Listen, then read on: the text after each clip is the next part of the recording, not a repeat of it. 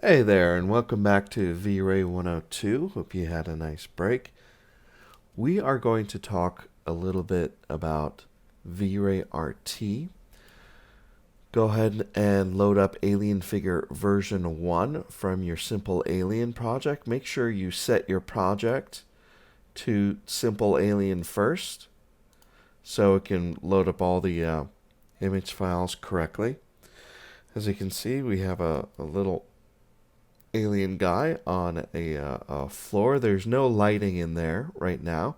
We have V-Ray textures, simple stuff on the alien's body, and also his eyeball. Pretty simple stuff. And if we do quick render, we'll get some default lighting that makes the character look like this. Now, if you recall from our last class, there's a disparity between the coloring of the textures and of the render. And just as a review, what you want to do is you want to go into your color texture, and in the attribute editor you always want to add texture input gamma. Now this again should never be used in conjunction with the overall linear workflow checkbox under advanced color mapping. You should not have this on when you're setting a texture input gamma on your nodes. It's one or the other. And we like to have this off and to put the gamma nodes on individually. Now a render will give us a successful color rendition of our alien. And we're going to add an HDR to our scene with a dome light. We'll make that dome spherical, and down towards the bottom, or I should say in the middle, we'll go to use dome text, and then in the dome text we will map a file as we've done before. And we're going to go into the source images of our Simple Alien project and select Outside Sunny Day Small HDR. This gives us a little bit of a scene here. And I'm going to want to orient the sun to be facing forward on our alien. But for right now, if we render this, this is going to be our result. Now, for me to orient this, if you recall, we want to go into the Place Environment Texture node and turn on Use Transform. This allows me to rotate the dome light and have the HDR follow. Let's undo that rotation. Well, one thing I'd like to do is use vry_rt, which stands for real time, to get a better idea of how the lighting looks on my alien without having to render over and over again. As you know, in Maya, when you press 7, you get lighting preview mode, but that really doesn't do much for you as far as a dome light with HDR. So we're kind of stuck having to adjust the dome and then render, adjust again and then render. But I can set my RT to be the renderer for my view panel. Now let's go to here. I'll make a secondary view panel here. We'll keep this one at viewport 2.0, and then I'll switch this one to vray_rt. It'll think for a second, and then it'll begin rendering the scene according to my lighting. Now, viewport 2.0 is still fairly new as far as VRay 3.0 goes, so you might want to switch it over to one of the legacy viewports to be able to see. Viewport 2.0 will drop out occasionally when RT is enabled, but this is really the window you're going to be looking in. With my dome selected, I can start turning and seeing how my frame updates as I turn.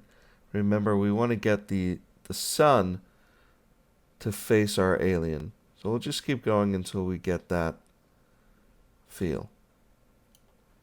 And that's how you enable vry102. And there we go. We're starting to see the sun ball in the reflection of our alien's eye. And RT will keep progressively making this render nicer as we go along. We've got a pretty good direction. I'm going to tweak it just a little bit more. So we're a bit more front lit. And what we're going to do for the rest of this class is we're going to take a look at these SSS options, subsurface scattering with V-Ray. Now, you don't need to have V-Ray RT in your viewport to get RT working right in your VFB. All you need to do is click on Maya's IPR render.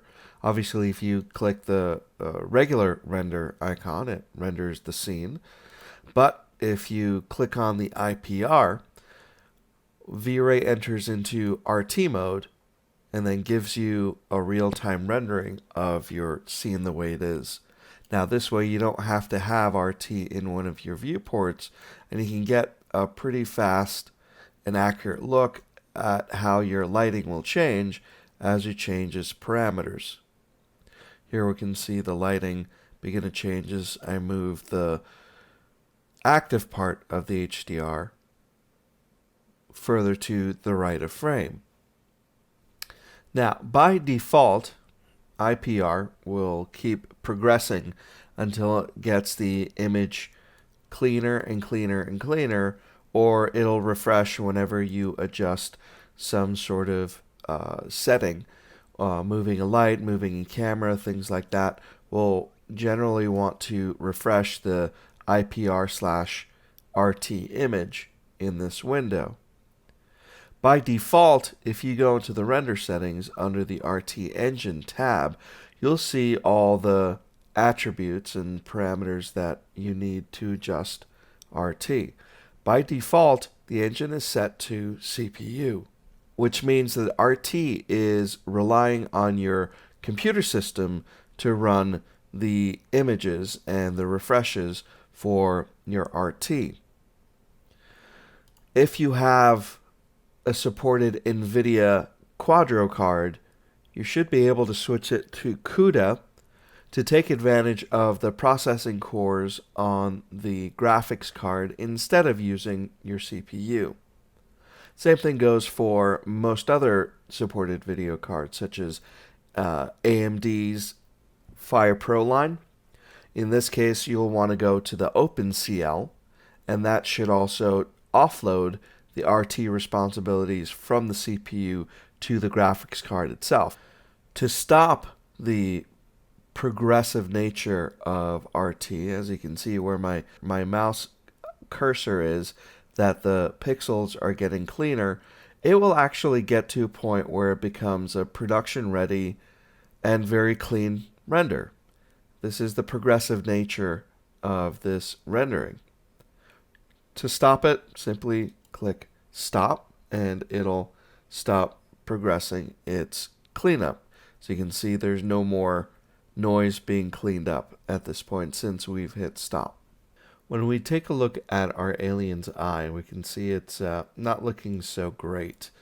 So let's take a look and we'll find that it's just a regular old Fong, a Maya Fong. So we'll create a new material for the eye. We'll connect the color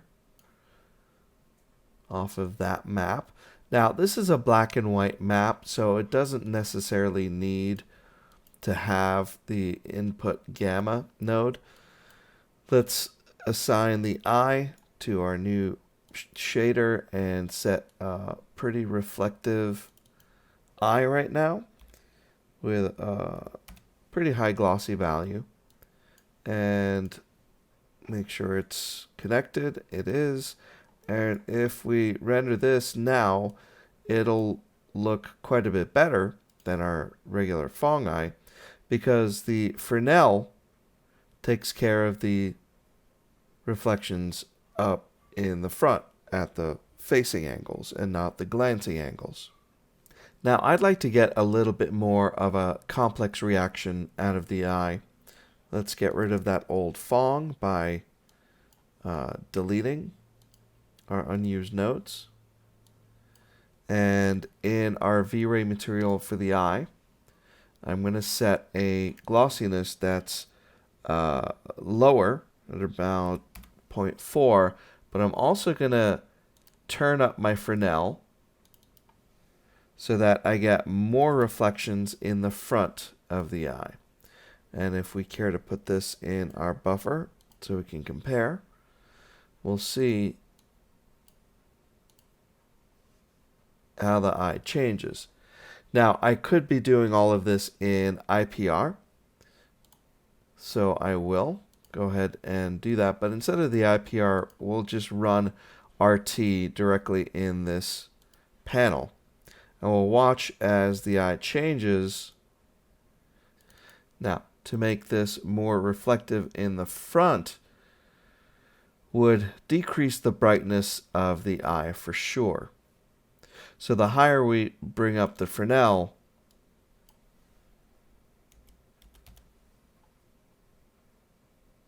the more reflective it'll be, but the more of the detail of the eye we're going to lose. I like the best of both worlds, so I'm going to bring the Fresnel lower. That gives us a nice glassier, whiter eye. But in addition, I want to add another coat in front of the eye to get some more of that complex eye interaction. So I'll be doing that with the V-Ray blend material. The V-Ray blend allows you to have a base material, which will be our existing eye. Let's go ahead and name our shader. This is the eye base material. We have, this is already named, and this will be our alien eye blend. And what I'm going to do is I'm going to test out a clear coat that I can put on top of this eye by itself. So I'll make a new V-Ray material, assign it temporarily to the eye, and I'll make it black, but I'm going to make it very reflective. As a matter of fact, we'll switch it to a Fong. We'll start judging how the reflection goes on this, because we're going to add that reflection back on top of the eye that we have now.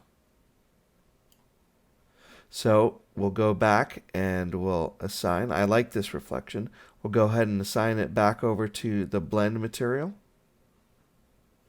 See, there we go, there's the original eye. I'm going to take that blend shape material and I'm going to add this as coat material 0. And that'll pop on top of the eye, but I want it to be in additive mode.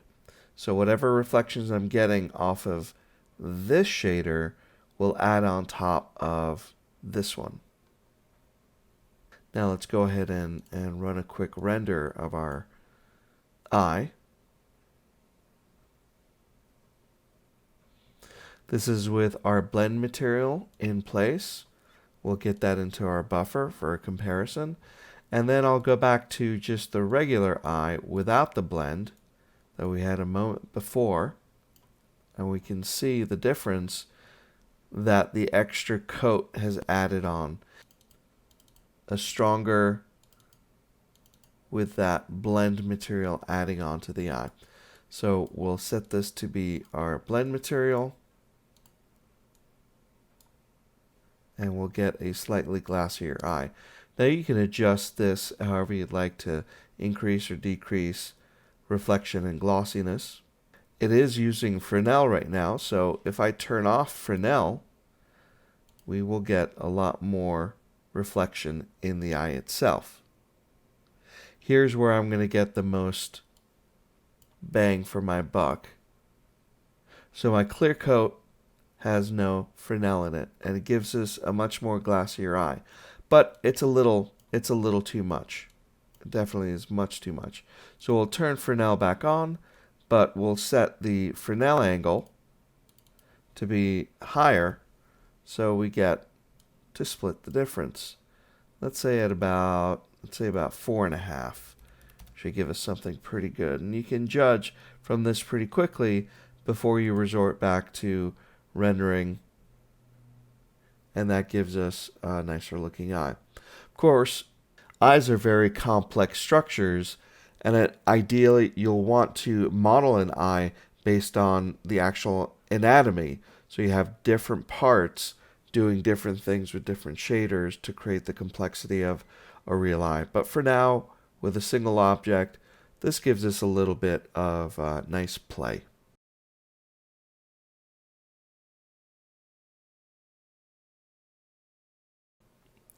Now, the blend material is not just good for adding some extra brightness to the base, like we just did here, but it can be used in conjunction with masks that are mapped into the blend amount. So you can have one material on one part and another material on another part. You just turn off additive mode. That way you get a layered shader. This is actually the closest thing to Maya's layered shader. So if you're familiar with that workflow, the blend material is something you'd want to consider using. So, for example, if we want to make the alien look like he had a long night out the night before and his eyes are all bloodshot, what we can do is we can create a new material, and let's make that pretty red, and we'll make that a little bit reflective, but not terribly. Let's turn Fresnel off. And we can add that to our layered shader. Here's our network here. We've got the layered shader. We're going to add that to a new coat. If we do a quick render, we'll see we'll just gain a tinge of red, which is kind of odd. We want a veiny look, so what we're going to do is we're going to pull in a new map. So we'll go ahead and we'll create a new file node.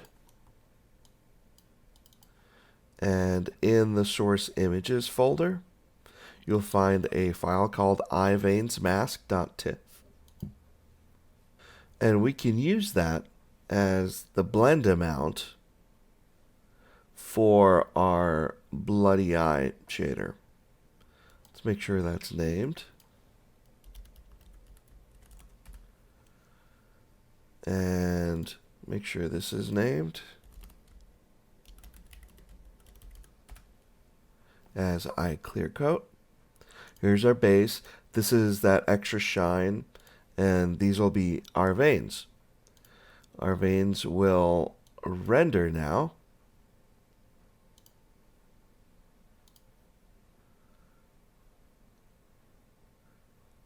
But it looks pretty bad. If I zoom in, you can see some of those veins, but what's happening is this shader is coming on our eyeball as additive. These lines, these veins are additive. That's not going to work for the veins because we want the veins to stick out as actual solid red lines and not this sort of additive mode. So we have to turn off additive mode, but once we do that, we lose the effect of the eye clear coat. So we're going to disconnect both the coat material for the bloody eye and the blend amount and turn additive mode back on. So we'll have our regular eye back. And we're going to build this blend material to be having 2 of the blend materials in serial. So I'll create a new blend material.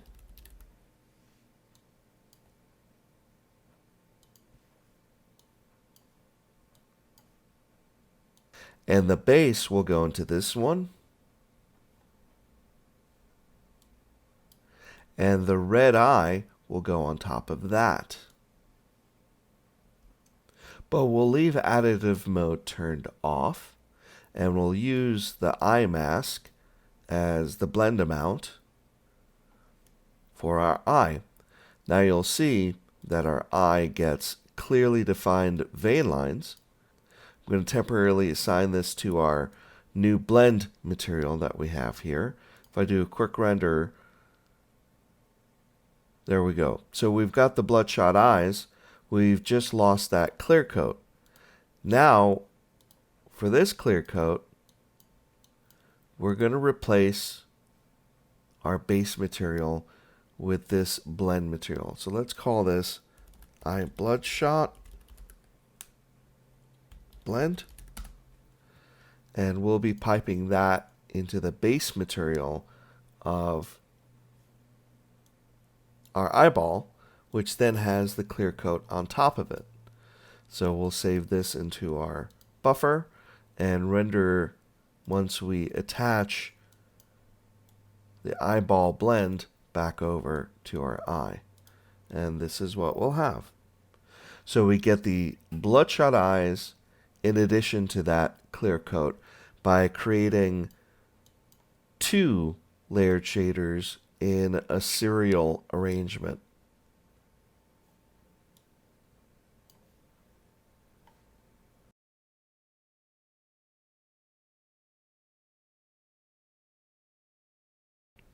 Now, let's work with subsurface scattering. I'm going to add some illumination to the scene. I've already made a rectangle light that will fit right in front of our subject. Here we go. I just turned it on so we can see it. If I go ahead and render, I'm going to get a better illumination for my little alien, but I'm going to get this big rectangle reflecting in my eyeball, and I don't want that.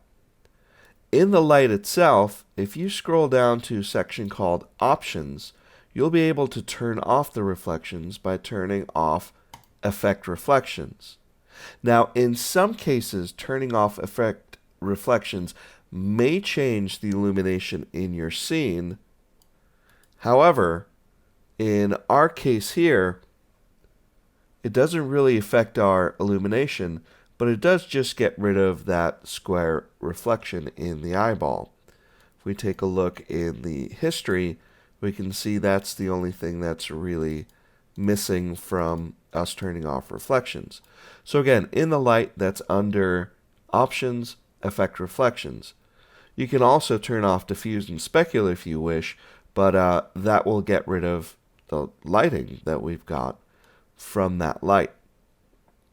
Now, I'm going to go into our vry102 because I want to position and size this light to give us a good feedback.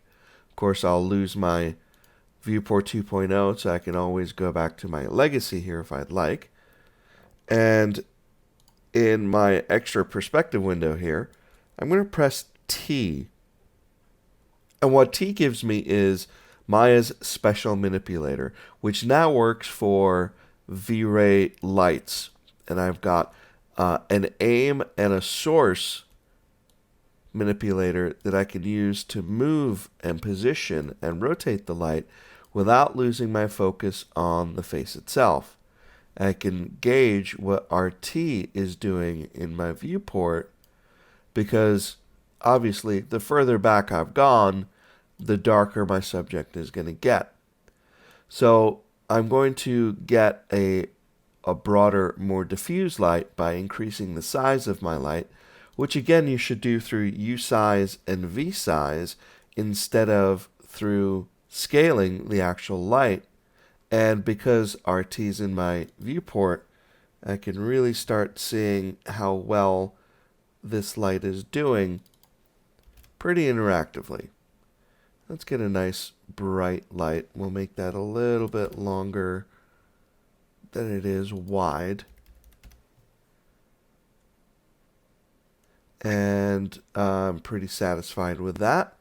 And obviously, if I compare to my render, I'll see we've got about the same illumination as before. I can always check it by doing the render, but I don't need to because RT is giving me a very good preview because it's actually rendering.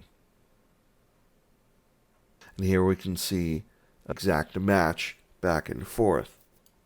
Now, using RT as a guideline, I'm going to take our V-Ray rectangle light that we've created. We'll call this our front light. I'm going to duplicate it, Control D, and I'm going to create a backlight.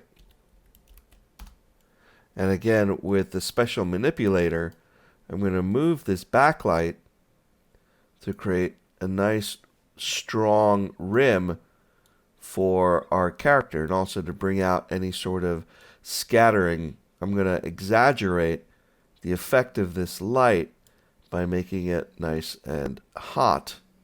So we'll increase its intensity till we get a really nice hot rim off of the back of that light. Maybe even angle it a little bit better. Of course, we'll go into the options and make sure that the light is invisible. We'll want to do that with our front light as well. Make sure they're both invisible so we don't see them in the renders. And perhaps I need to get a little bit more on the side and a little bit closer. There, now we can see that rim really coming in. Go a little up. And let's make this light a little bit bigger as well. We'll go 3.5 by 6. That'll increase our illumination as well. And again, I'll be exaggerating this rim light a little bit so we can judge how the subsurface is working out.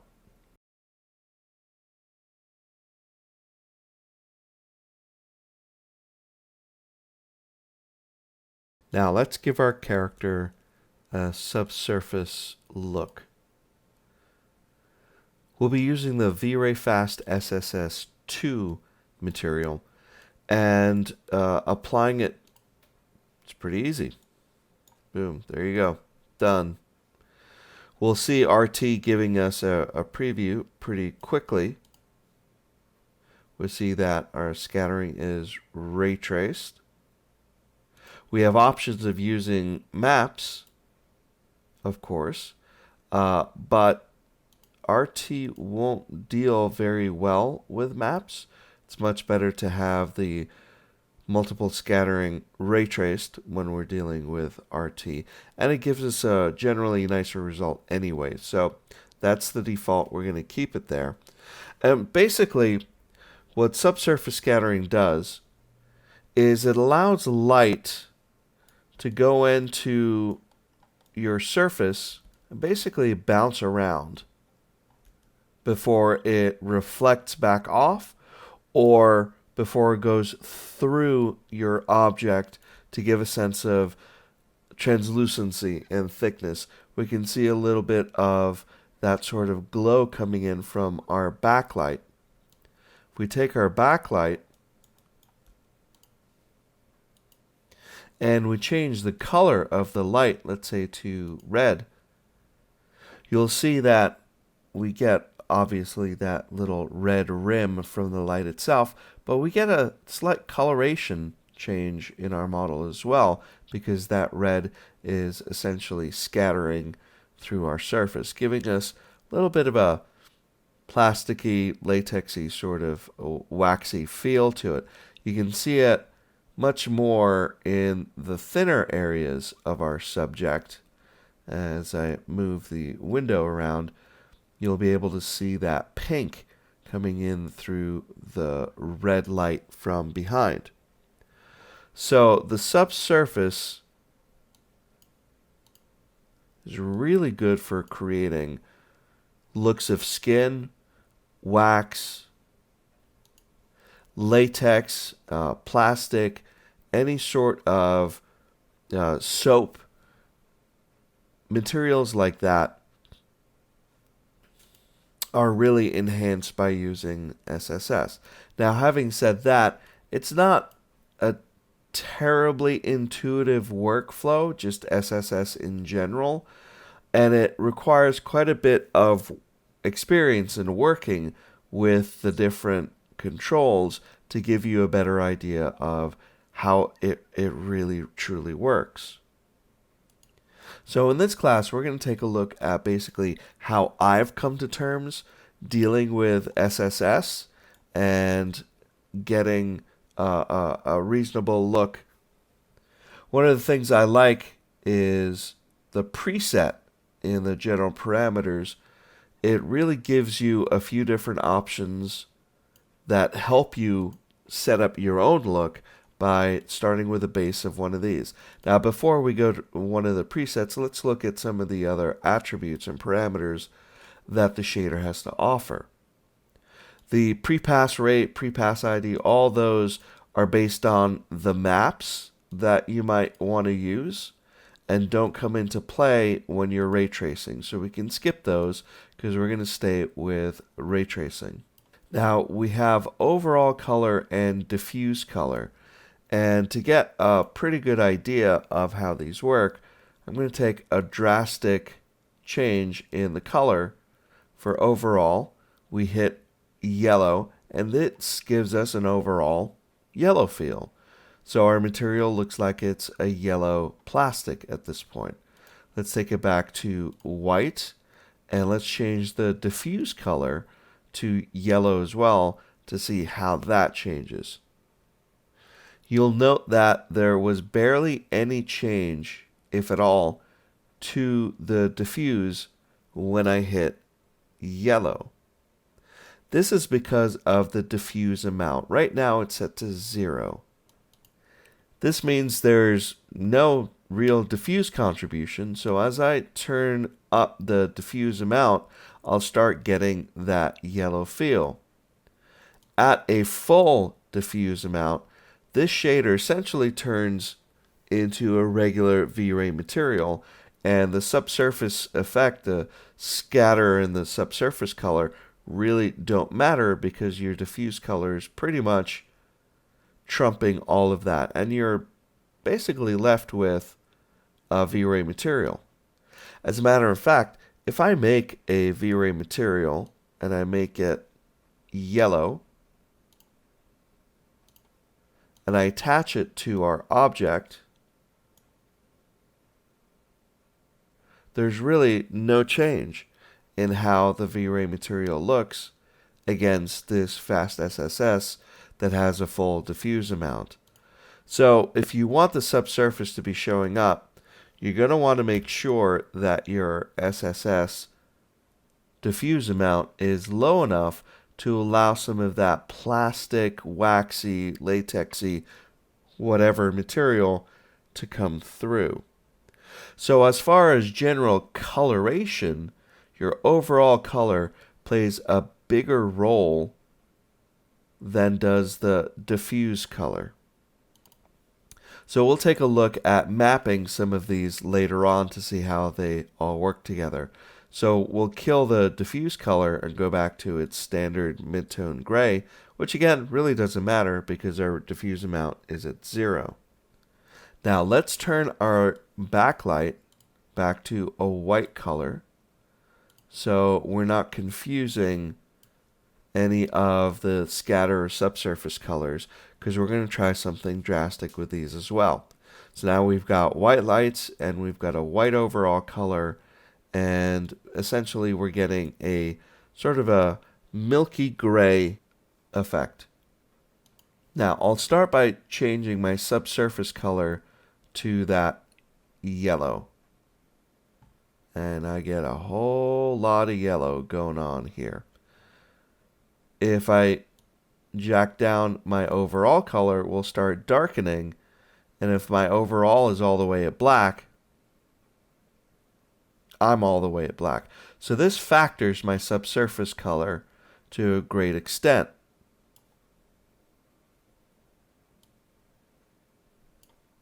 Let's take this back to its medium gray. Let's try that with the scatter color now. We'll go to yellow. And again, we'll see that we're getting yellow throughout the body. Same thing with the overall color. If I turn down the overall color, I'll start losing until I'm all the way to black. So overall color is a factor for scatter color as well. With both of these at yellow, my object will be obscenely yellow. The trick is to have a bit of a difference between these two colors. Now let's take the scatter color and let's give that bright red. You see how we're getting a very nice looking red object? If we take our subsurface color and let's make this backwards, the red is overpowering our yellow. Trick is you want these colors to be somewhat close together because you're hoping to get a tinge of that color coming through. So if we reduce our subsurface a little bit here, but increase our scatter color,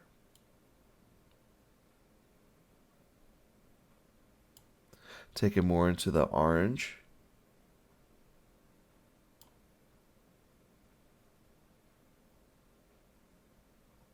we're starting to get a little bit of that orange coming through.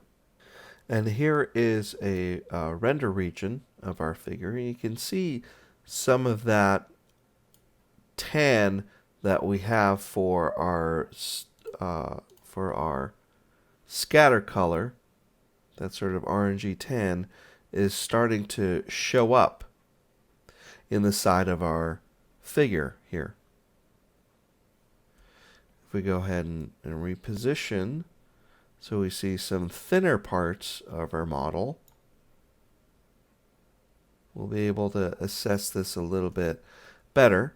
And we'll go ahead and we'll run a full render as well. Let's turn off regions and do a full render over here. You can see I've got distributed rendering on, and my little HP Z220 machine, thanks to the folks at HP, is helping get this render done much faster. And we can see that our render and our RT are pretty much hand in hand right now. And we get a sense of that tan coming in some of these areas from our scatter color. Now, the scatter radius changes the translucency, if you will. And with a lower radius, we're going to get less scattering going on. And you'll be able to tell. We'll put this into our buffer, and we'll take a look at a section here and compare those two. You can immediately notice that our red is losing some of that translucency. The scattering isn't able to penetrate as far because of the lower radius setting. So here's a radius of 2, and here's a radius of 1. And whereas the most noticeable is with the radius of 1, we're getting more of a fall off here from the lighting, whereas with the higher radius, it's transluting through, if that's a real word. So we'll go back to our translucency of 2 is what we're seeing here. Let's try going higher. We'll go to 4 and see how that affects our render compared to scatter of 1, scatter of 2, scatter of 4. 1, here's 4, here's 2. There's 1, there's 4. With 4, you get a more even coloration of that subsurface color. So it seems like 2 is probably the best for us, maybe a little less than 2. So we'll go to about 1 3/4 and set our radius to that point. Now there's a scale number all the way up here, which effectively changes your scatter color as well. They sort of do the same sort of thing. So if I want to have my scatter radius closer to 4 like I had before, I'll go ahead and double this, and we'll start to get this look again when we render. So these two work together. So I'm going to change and keep my scale at 1 for the time being. And here's our current render for all our current settings. This is what we're seeing in this box. And now we're going to take a look at our single scatter options. It's currently set to simple, which is the default. If I force my single scatter to ray trace a solid and I render this out, I get this as a result. I get kind of a nicer result from ray tracing it as a solid, where the scatter's coming through much nicer. If I go into my scatter color and I increase the value or the brightness to get more white, we'll get a slightly different, slightly more translucency out of this.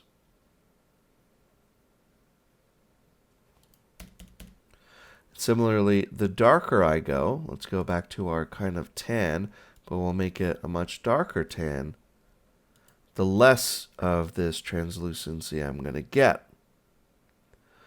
So that translucency is really very contingent upon the brightness of your scatter color. Now you'll notice that the thicker part of my model lost the most scatter, whereas the arm tended to retain some of that, giving you a nicer feel of density. The arm stays scattering while the body does not because of that thickness. This effectively is lowering our scatter radius. So if I darken my scatter color to get that more solid feel in the thicker parts, if I can basically compensate again by increasing my scatter radius, and what I'll get in the scatter radius is I'll get that translucency back, and I'll lose that feeling of density that I got by lowering my scatter color. So these two work pretty hand in hand in getting you a feeling of translucency and density. So I like the density, so I'm going to set our scatter radius back to what we had before and keep my scatter color a lower value. Now if I change just the hue of my scatter color, let's say I just grab it and take it into the blues, I'm going to notice a very minor change in the scattering, where I'll get a very slight tinge of blue now in the darker areas and the more dense areas. It has changed slightly, but not as much as you would think, because changing the hue won't affect the scatter that much. So here we are with the blue, with the dark blue. Here we are with the dark tan. So you get a little bit of blue compared to that tan that we had before. Let's reset it back to our tan, our darker tan color, and our full render will look like this. So we've got a nice sort of plasticky, waxy feel to our model now. We've got specular controls under the specular layer here. We can change any of these to adjust the surface properties. Obviously, increasing the specular glossiness will make this object look a little bit more shiny. Now, we seem to have lost our vry102 over here, so let's reset that back over and start messing with our specularity.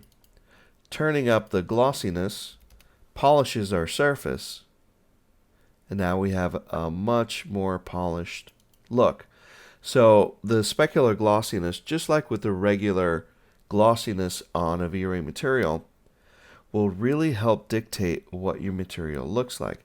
So I'd like to have some manner of gloss on our subject to get it to look a little polished and a little less of that dull wax. This gives us more of a plastic feel. And when we compare the renders that we'll get in the VFB, we'll see that it's pretty much in line with what we see in the RT window.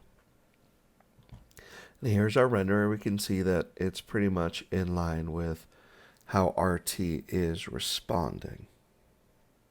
Now let's reduce the amount of front light contribution we have and really dim that front light that we've got going on. That will further accentuate some of that backlighting and that scattering that's going on with this model. You can see it really pretty clearly in our RT window.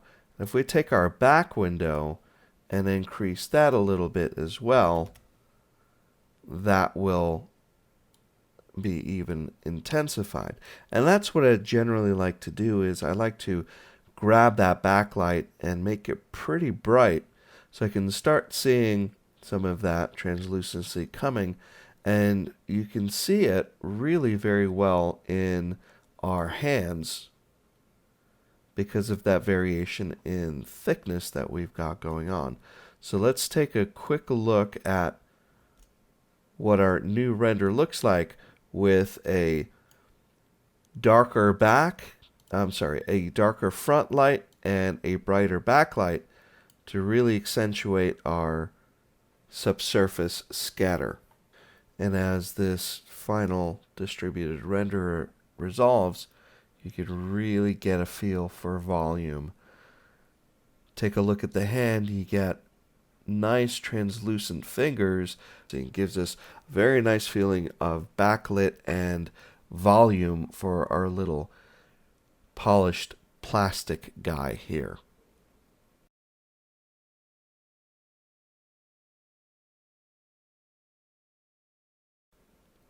Now things get pretty interesting in our Fast SSS 2 when we change our single scatter from solid ray traced to refractive ray traced.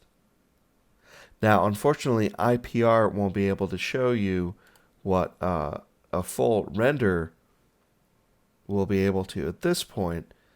Now that we've turned the ray trace to a refractive quality, you're going to start noticing a lot of the background coming through your object as it becomes more refractive, giving it a much more glassy appearance. It also looks a little bit odd at this point, but you've got a feeling of a glass with a bit of coloration on the inside.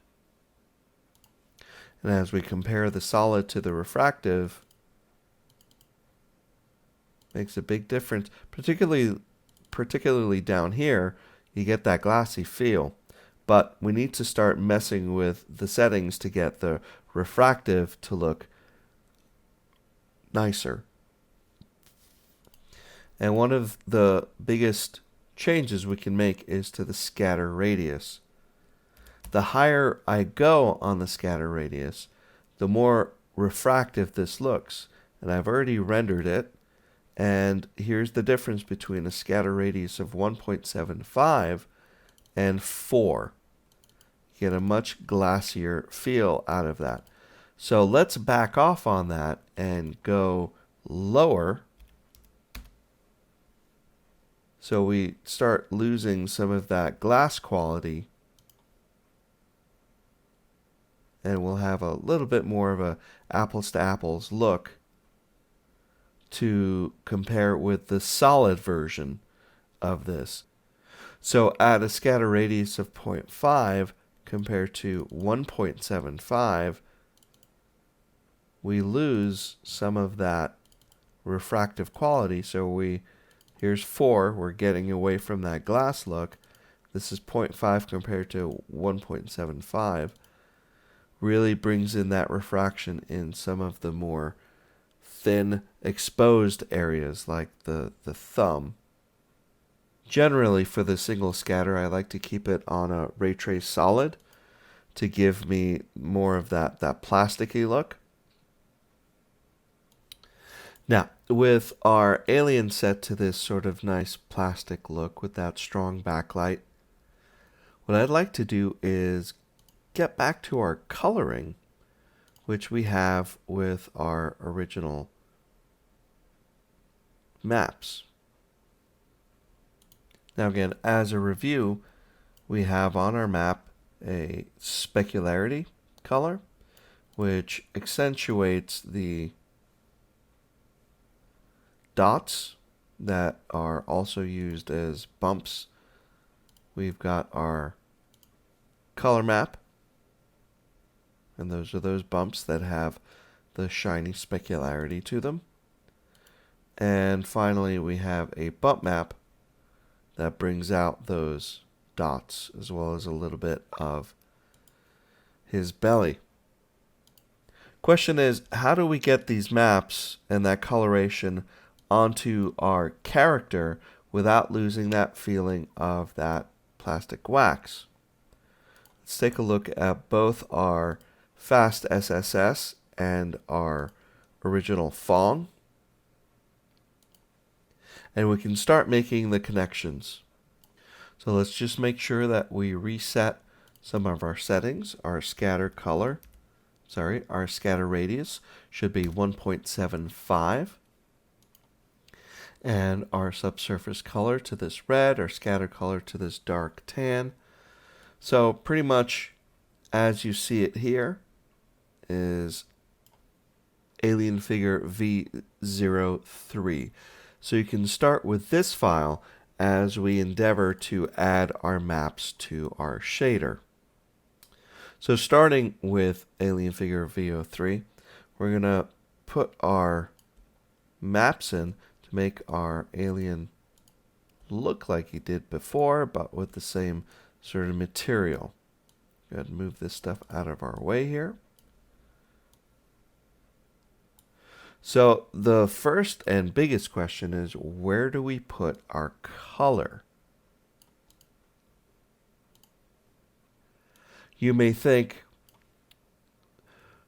that diffuse color is the answer, but keep in mind that diffuse color will need a larger amount of diffuse, which will take away from all our scattering effects. So let's first try to put our color directly on overall color, which will pick up in our view here. However, doesn't look so great in our RT. And if we render, we'll get much the same result as we see in RT, which is, not so good.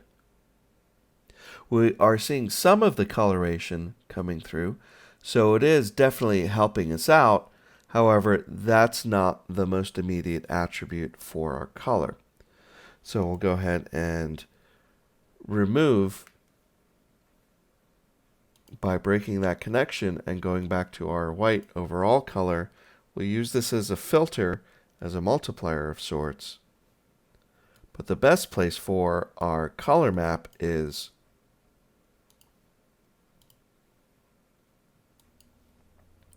on our subsurface color. This will immediately present itself in the RT window, and we'll get a very similar render. And as you can see, we've got a very translucent looking alien with his coloration coming through. And here we can start playing with our scatter radius to begin bringing back in a little bit more thickness to our model. Our full render is a little bit at odds with our RT engine here. Not too terribly, but we're getting to be much brighter in here. Let's check to make sure that our map has been corrected. And indeed, it has been. So there is a little bit of discrepancy here. So we'll go ahead and save this in our buffer, make sure we have it. And let's go into our SSS shader to make some adjustments to get a little bit closer to the darker blue coloring that we're looking for. Now first, let's try changing our scatter color a little bit and go with a slightly purplish hue. And if we test render this area, we'll see that we'll start going away from that sort of green-blue, and we'll introduce a little bit more warmth back into that main blue. Gives us a little bit nicer, because this color is closer to the blue that we're trying to get to. So if we take a look against our buffer, this is when it was a dark tan for the scatter color, and this is the darker purple. So if we continue with this, except maybe take it into the blues, more saturated, slightly darker blue, we should notice a bit more of that blue hue coming through.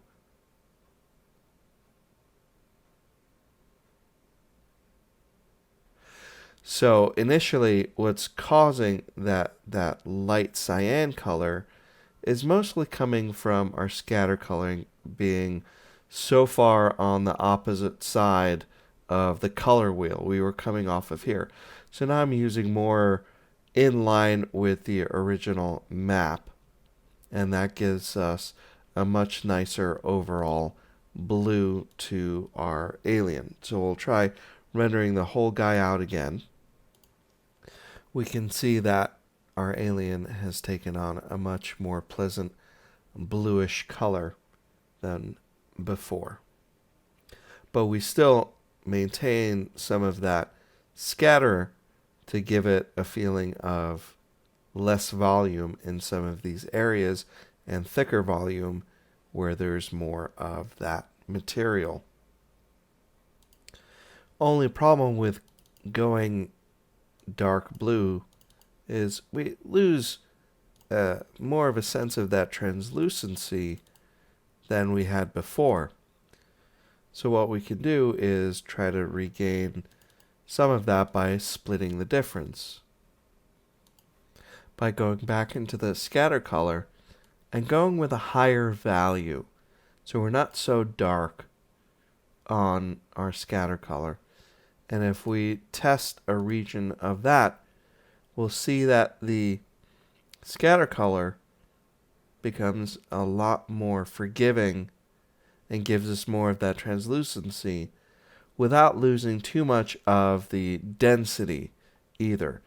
So the brighter the scatter color, the more notice that you'll get from the thinner parts of your object without traditionally losing too much of the density or the darkness of the thicker parts or the more dense parts of your object. And here we've got a nice middle ground between seeing a really good thin translucency to that material, but still having that darker blue for the more volumed parts of our model, giving us a nice sort of toy plastic feel for our little guy. Now, let's get to the rest of our look.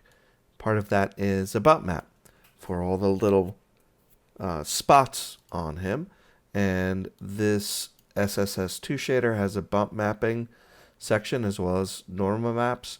We'll go ahead and middle mouse button drag over our bump map and give it a multiplier of, let's say, about 0.1.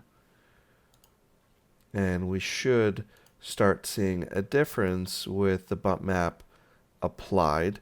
We should see some of these points sticking out. Just like any other material, we're adding a bump to it. And you can see here, when we compare and go back and forth, that we've got that bump mapping happening correctly. One thing I'd like to be able to do is to show the mouth as something that's been painted on or inked on.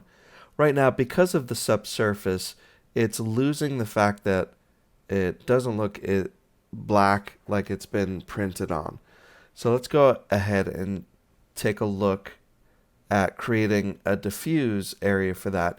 And even these points can stick out a little bit more as well, as if this toy was manufactured and then printed to have these dots and that mouth.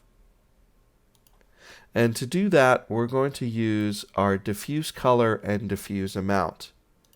First thing is we're going to take our diffuse map, which again looks like this, and we're going to pipe that into our diffuse color. As far as diffuse amount, we can use our bump map. The brighter areas of the bump map will make the diffuse read more like a regular V-Ray material. So our mouth will look nice and black because this will all be diffuse. And then our belly and some of these colorations and dots will look diffused and not so scattery. So let's take our bump map texture and feed that into our diffuse amount. And when we feed that over, the connection that we make will be based on the out alpha. You can see on the bottom line of this pop out on this says its out alpha goes into diffuse amount. So if we want to control how much goes through, we'll be adjusting our alpha gain. Let's take a look at what our render looks like now that we have some diffuse amount set in for our dots, our little marks, as well as the mouth and the belly, of course, as well. And here's our render.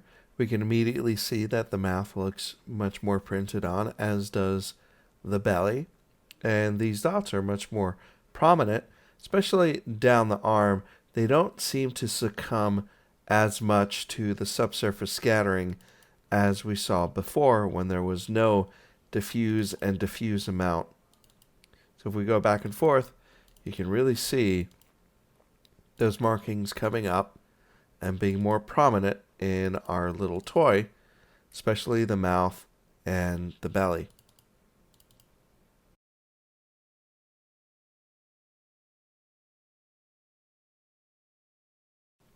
Now let's focus on our little alien's eye here.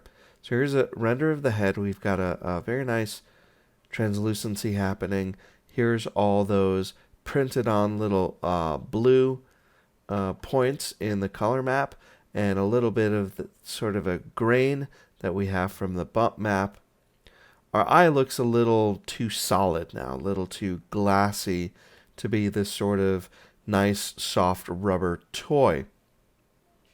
We're not too far off, not a whole lot of things we need to do to get the eye a little bit more soft, but as you recall, we have a regular base material feeding into a blend material, which feeds into another blend material to create this sort of bloodshot eye look. So we'll make another fast SSS2, and this time we'll go straight to a preset that'll look pretty nice whole milk. And the whole milk will just sort of take the edge off of this one. So if we take our layered shader that has the bloodshot and we replace our base V-Ray material with our fast SSS, we should get a softer look out of the eye. Take a quick look. Now we're going to lose our pupil as well. Make sure this is in the buffer before you render. We'll render this out now, and we should get a nicer, more plastic, soft look without losing that little sheen that we have on top of it. And if we go back to our original render, you'll see that it's got a nicer, softer quality to it. Now, it's pretty easy to get our eyeball. We want that eyeball, that pupil, back on as if it's been printed, like an inkjet or a screen printing. So here's the SSS we're using for the eye, and we'll just call this Alien Eye SSS. And we're going to want to put a coloration and a diffuse amount. So let's go ahead and put our color map directly into our diffuse color.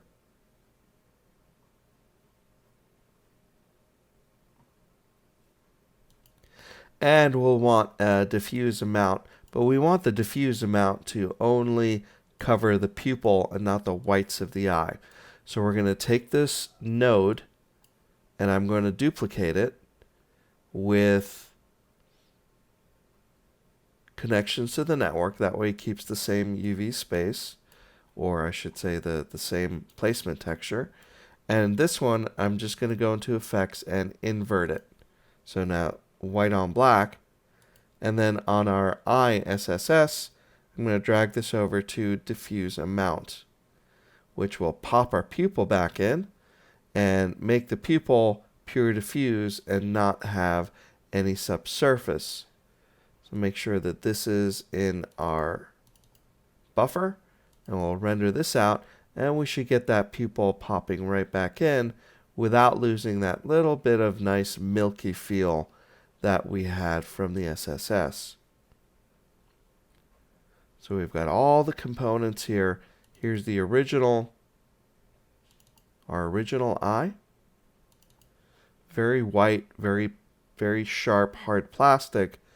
And now we've got a softer look with the milk white. And we can go in and turn our scatter radius down a little bit. Let's go to about 1 1/4, and we'll get a little bit of a slightly nicer, softer look. And that gets his eye a little bit closer.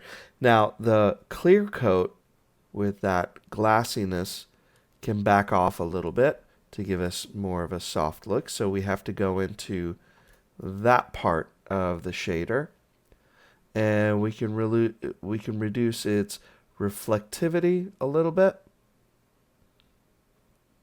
as well as its glossiness just a touch.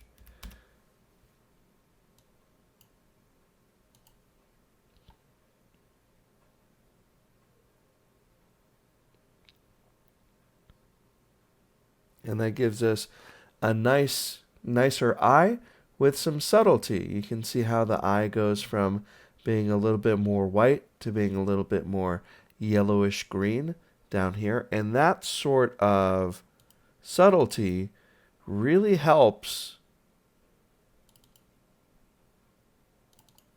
your materials take on a stronger, more cohesive look. And this is how our whole alien looks. We've got a nice soft rubber toy that looks pretty nice together. So that's it for this week. We took a look at using the blend shader as well as using the fast SSS2 for subsurface scattering. And we learned that we can put the two together when we created the eye to use both SSS and the blend shader to get the exact look that we're looking for. Hi, I'm Max. And here we are in 3ds Max. We have our alien figure v01.max loaded up. We'll see that in our slate we have a couple of V-Ray materials, one for the floor, one for the alien, and then the eye is a standard material, just like we had in the Maya file. And we're going to take a look at enabling vry102. For this, you're going to want to open the render setup. You see the production renderer has already been set to V-Ray Advanced, but for RT, like we did with the viewport in Maya, we're going to want to have one of these be run by RT, and that's through Active Shade. So if I click to select V-Ray RT as my renderer for Active Shade, that'll enable me to have RT.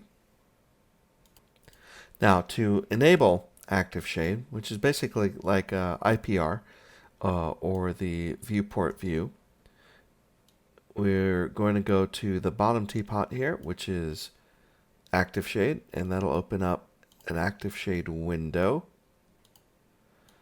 And that will be terribly quick in updating the scene. You can see how Active Shade is working out for us. Now, we created an HDR dome light in the video earlier on, so we can do that here quite easily. We'll go to Create Lights, V-Ray, and we'll do a V-Ray dome light. Place it in our scene. There we go. Let's see, our Active Shade is working pretty well. Now we'll go into the Modify panel for our dome light, and we'll make sure we have spherical turned on to give us a full dome. And then we'll want to map our HDR. And in here, we'll make sure to select the V-Ray HDR node. And in our slate, we'll go ahead and see it's in our scene materials here. So we double click that to gain access to its parameters. And we will point the bitmap to outside sunny day small.hdr, just like we had done for the Maya scene. And let's get a little bit closer in our eye here. And if you're not seeing realistic working out so well, it's okay. We've got the Active Shade, gives us a better look at it anyway. So we are going to make a blend material for the eye so we can add the bloodshot effect as we did earlier in the video. I think I'm going to go ahead and turn up the dome light a little bit to compensate. It seems a little bit darker than I remember it in our Maya file. Let's go to 1.5. And we're going to need to swap out the eye as well for V-Ray material because it's a standard right now. And we're going to do the blend. Roughly the same workflow as with Maya. Now here's our standard eye shader. I'm going to make a V-Ray material. That will be the base of our eye. I want to call that an eye base. And that will get our little eyeball bitmap.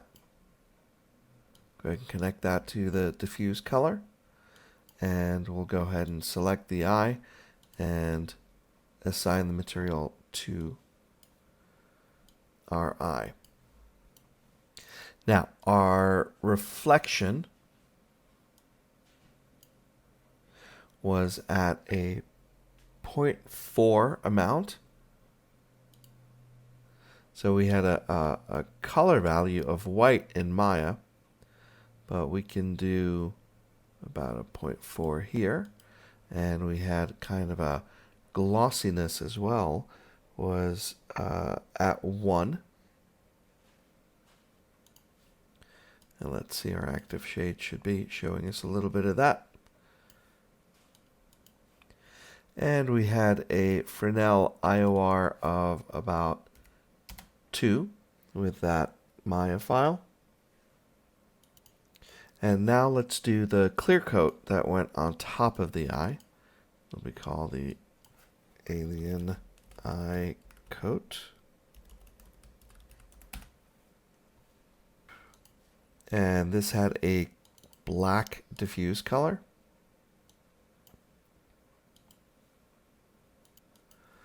With a full reflection. I'm going to pump that all the way up to 1. And with a gloss of 1 as well. This shader should be fully reflective. And we are using Fresnel, but the Fresnel was at a 4.5. Should get us a nice effect here. And we'll have to make a blend, V-Ray blend.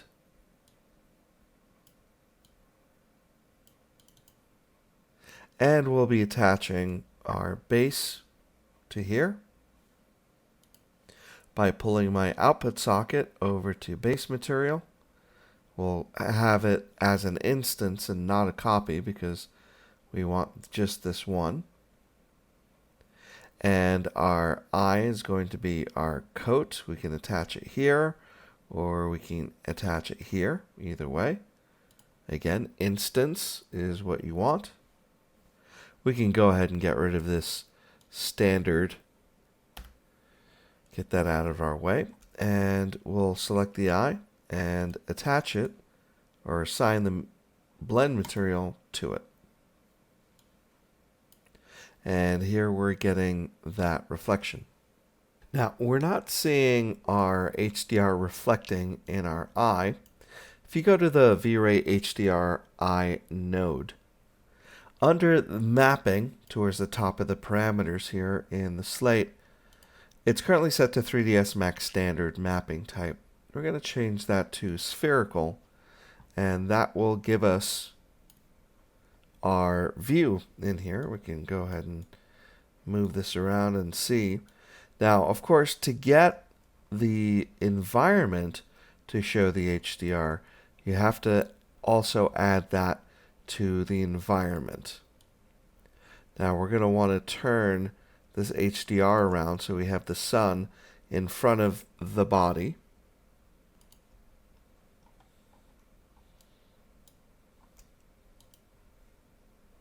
And we'll go ahead and select our dome.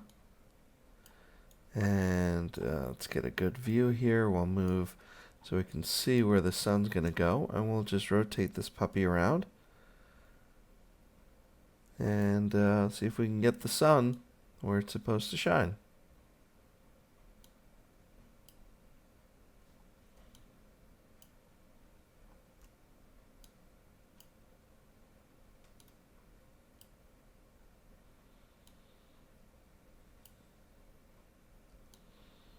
Seems pretty good. We should be able to see the sun right in that reflection.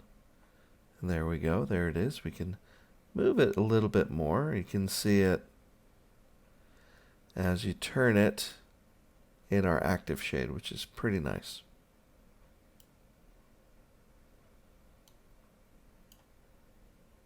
There we go.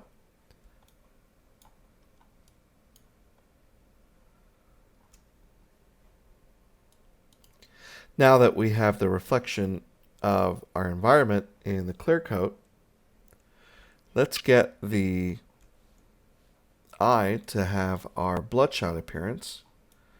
Go ahead and get closer in on the eye here. And we'll make a V-Ray material for the red that we'll need. This will be called Alien Bloodshot.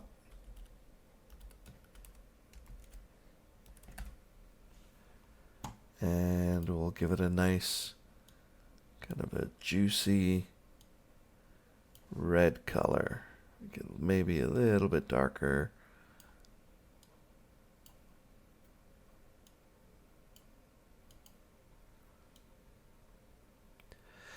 And as we did in Maya, we're going to create a V-Ray blend material that sits in serial, meaning we're going to have two different blends feeding it into each other, because on this coat,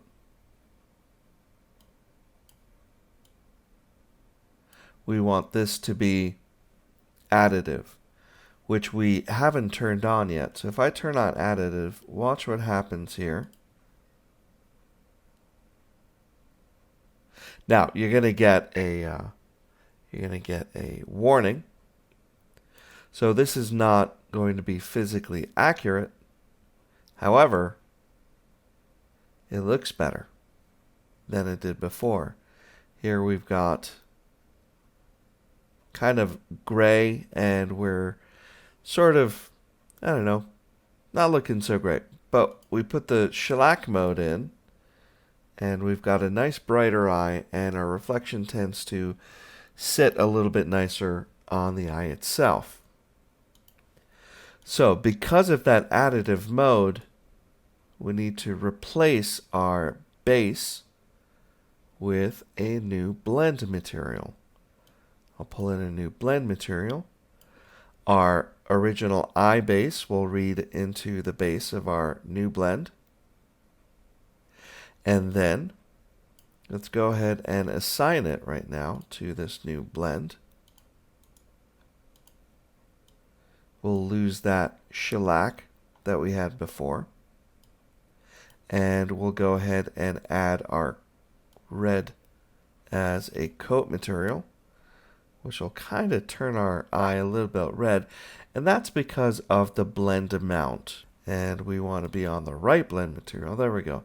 So if I go from the gray and I go to black, I'll get one or the other. However, I want our map to work this out. So for the blend amount, I'm going to click None to create a file node, or a bitmap, I should say. And we will go and search for our eye veins mask. And this will become our veiny eye.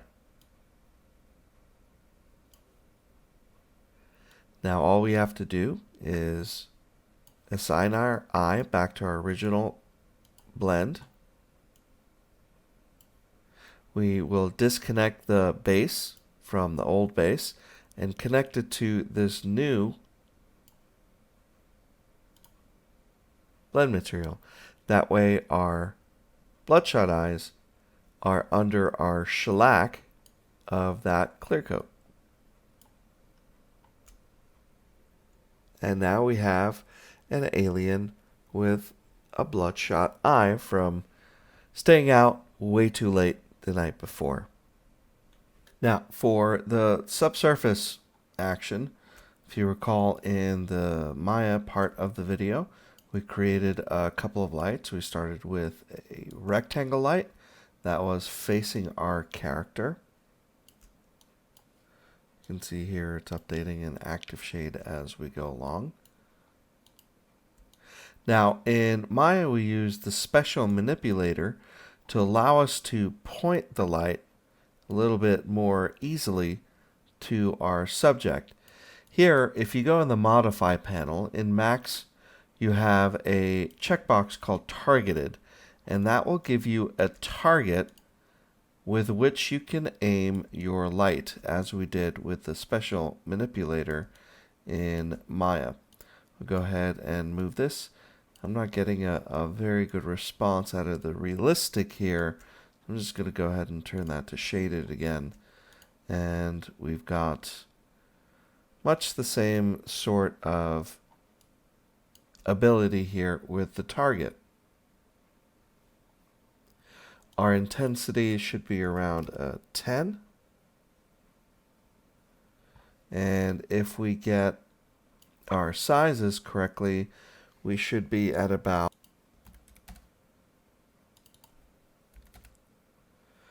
so we're going to be at about 12.5 by 20 to match the relative size that we had before. And of course, we want the light to be invisible. We'll back the light up just a little bit.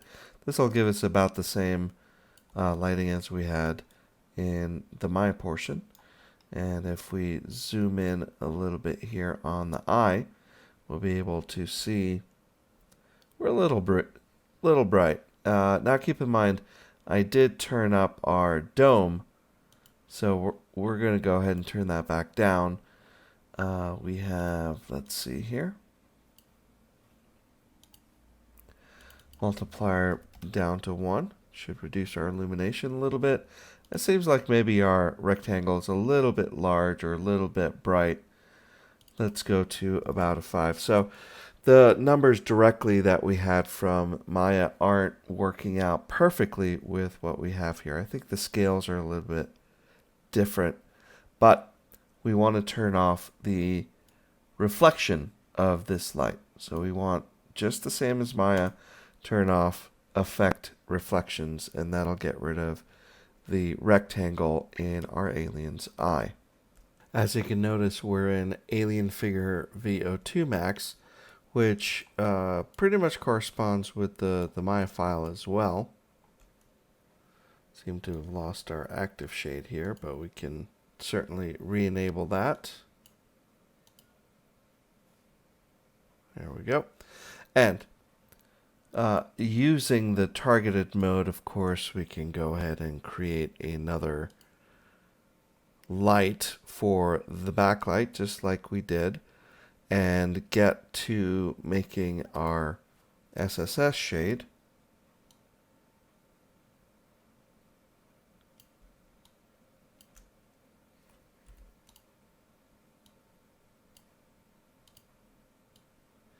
You'll see that the targeted mode, since I've just used it, will already be turned on when I create my next V-Ray light.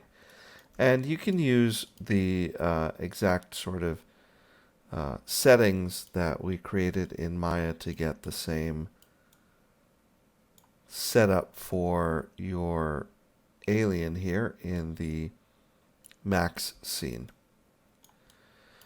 Now let's take a look. We increased our light quite a bit for our backlight to exaggerate that a little bit. And I'll move that over a little bit more over here. So we've got an exaggerated backlight. We can go a little bit hotter with that as well. And the subsurface at this point we'll be using the fast SSS2. It's the same thing. So if I go into my slate, I've got here the fast SSS2. And the parameters are pretty much the same as we saw in the attribute editor for Maya. We've got our presets laid out here. Same presets as we had for Maya. We've got our overall diffuse color along with the diffuse amount, which defaults at 0, which is good. And then we've got our subsurface color and our scatter color and our scatter radius. These are all the same function as we had with our Maya scene. The only difference may be in the number that we use for the scatter radius, depending on the scale compared to the alien that we have in Maya. We'll go ahead and select our alien and assign it to our material here. Here we've got the subsurface going on. And let's adjust our subsurface to start matching the numbers we have for Maya that we've learned before as we keep an eye on our active shade. First off, our multiple scattering, which is found a little bit lower here. In Maya, it's at the top of the attribute editor. We've got ray traced. That's default for multiple scattering. That's what we're looking for. We're going to go right into our colors now. And the first fast SSS color that we set up was the subsurface color, which gave us a bit of a red. We'll see if we can get that red here. There we go. It just picked it directly from our Maya window. And there's our red. We have a scatter color, which is kind of a dark beige. And I'll go ahead and grab that from the Maya window directly. And we'll see that we've got that. And our scatter radius was a 1.75.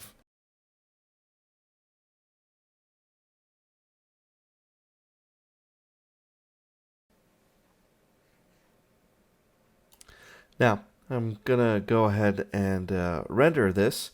And we're not too far off from our active shade at all. There's a little bit of a difference. But there's a few things we need to tweak because in Maya I've got much more of that translucency going on here. So we have to finish out a few of our parameters to get this to look the same. One of those parameters is down here in our single scatter. We had changed that to our ray traced solid. That's the first one to change over. And we'll go ahead and render this as well. And as that render completes with the ray traced solid single scatter, we can see it's actually still pretty close to our RT in our active shade window, which is pretty impressive, I must say. We'll just keep this up in the corner here. There's a slight difference here, but not that much. Now, the Maya file, we had a much stronger backlight than we did our front light. So we're going to go ahead and blast that intensity quite a bit more. Go ahead and more than double that. And see, our translucency is still not coming through. So we most definitely have a different scale, and we have to redo our colors a little bit or our radius to kind of compensate. So let's go back to about a 25 on that backlight. Scale is a really big issue with subsurface scattering. You want everything to be at correct scale.